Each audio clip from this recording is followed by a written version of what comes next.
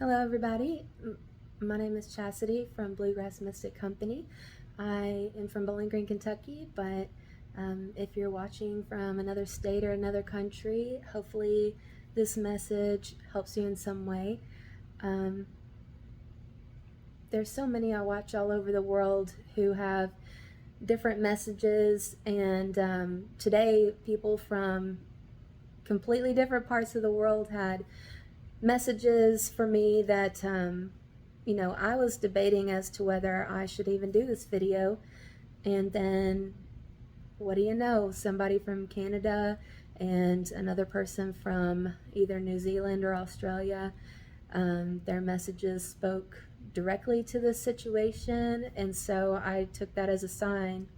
So thank you to those people.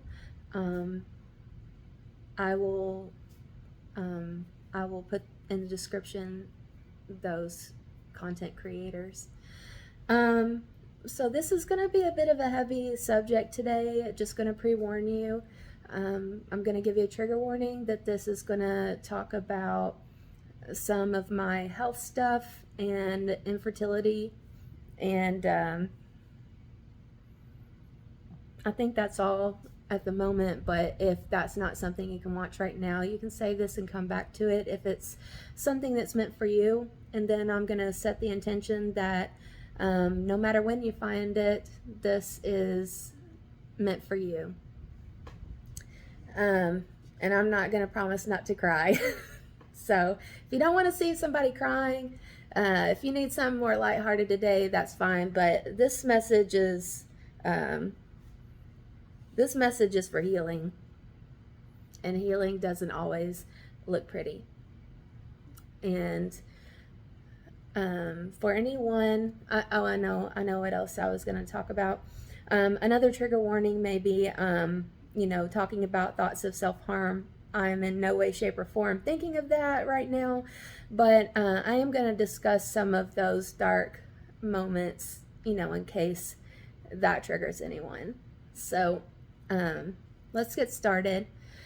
To give you a backstory on this, I was doing my personal reading today, and I'm already gonna cry, sorry. I've been processing something for about 2 weeks. And if you know me at all personally, you'll know that one of the things I wanted most in life was to have children. And I've never met anyone to share my life with. And so a friend of mine offered to be a sperm donor for me about 4 to 5 years ago. And for 4 to 5 years, I've been trying to make plans to be a single mother. And it seemed like every time I went to try to start that process, my whole life fell apart. I lost my job, I'd have health problems, I had to have a surgery almost every single time I lost my job. So thank you to Medicaid for, paying for those surgeries. And then I would get my life back on track, and I would be hopeful again. And then it's just never worked out. In 2023, after 10 years of suffering with pelvic pain, I had already been to 3 female doctors in my city and in Nashville. Those 3 women dismissed my symptoms. I finally went to a gentleman named Dr. Todd Drexel in Bowling Green, Kentucky. And he's been my doctor for a few years, but it took a while to finally tell him the symptoms that I was having with regard to pelvic pain, because I had been so dismissed in the past. It had always been blamed on my weight, which that's a whole nother video in itself. But whenever anyone did ultrasounds or any kind of scans, they could never see my right ovary because according to them, I was too fat. And so if you're in healthcare, you might want to stop doing that, and you're about to find out why. So in 2023, the pain became so excruciating that I finally told Dr. Drexel, and I also told a urologist, Dr. Kalakish, who's also phenomenal, about the severity of my pelvic pain. And Dr. Drexel suggested that I have an exploratory surgery to check for endometriosis, because if I were to become pregnant and have endometriosis, not only would it kill the baby anyway, but it could also harm me. So I did the exploratory surgery, and Dr. Drexel ended up finding a hemorrhagic cyst that was causing my pain. That cyst was 42 grams in weight, and if you know anything about the ovary, a normal ovary weighs around 8 grams. And he tried to save my ovary, but unfortunately he could not stop the hemorrhaging, and he was forced to remove my right ovary. And I am only the second person he's had to do that on. And I want you to know this man is a phenomenal doctor. And for more than that, the way he's managed my premenstrual dysphoric disorder by treating me with estrogen and progesterone instead of antidepressants, I truly thank that man for saving my life. So, but a couple of months ago, I was going to try again and move forward with trying to have a child. And so we decided to go ahead and check my hormone levels for the amount of eggs I may have left. And I saw the labs, and I kind of already knew what was coming, but about 2 weeks ago when I saw him, he confirmed that I'm probably not going to be able to get pregnant. And so I'm just grieving that. And it's not just about having a child. I know we all know that there's plenty of children to adopt, plenty of children in foster care, and all those children deserve love. But it's also about getting to have that experience as a female. And so it's not just the fact that I'm grieving not being able to have children. I'm also grieving the fact that I will never get that experience. But as we all know, even if I were to get that experience, it's a very dangerous experience. So I'm kind of coming to terms with that. But the whole reason I'm sharing this message is because I know that there are other women out there who feel the same, who are going through the same, who are silently suffering by themselves with no one to support or to feel seen. And I want you to know that I see you. And even though we don't get to have this experience, we have to remember that that's not the only reason we're here. Of course, I live in the US, and globally, women are kind of still seen as broodmares in a way. It's almost like our societies see us as childbearers, and that's our only role, our only value. But that's not true. And I know that the people in my life don't see me that way, but it's hard to overcome that when it's a societal upbringing. So I've also been thinking about, kind of that conditioning from society. And thankfully I do see a therapist weekly. Amazing person. I would mention his name, but I know he likes to hermit, so but anyway, that being said, I'm so grateful for him too. I've been in therapy for about 7 or 8 years now. I can't remember exactly when I started, but he's definitely been a big part of my journey and why I'm still here today and not, in the ground or whatever would be done with my body. He's the one that discovered my ADHD and autism when I was 39 and 40 after observing how well I masked. And anyway, that's a whole other video. But, you know, whenever we have the things taken away from us that we always wanted, whenever our life doesn't turn out the way we always thought it should be, I think it's very natural for all of us to question why we're here. And thankfully, through my spiritual adventures and through my therapy, I've finally realized that we're not here to necessarily,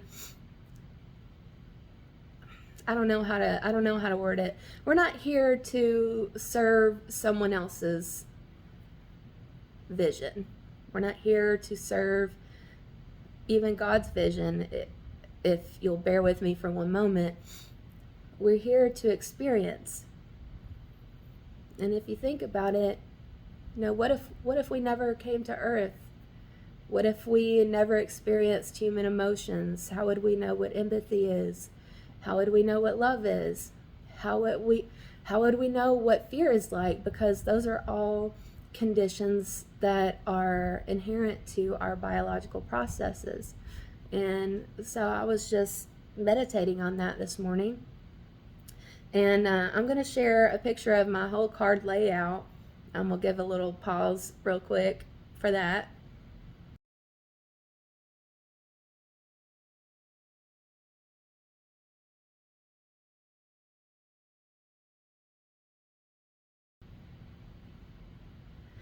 And so I'm going to cover up part of the card just because it could be triggering and it is kind of gory. But the main card I got is Chinmasta. This is a card from the Kali Oracle deck by Alana Fairchild. And this is the way I work with Ma Kali from the Hindu pantheon.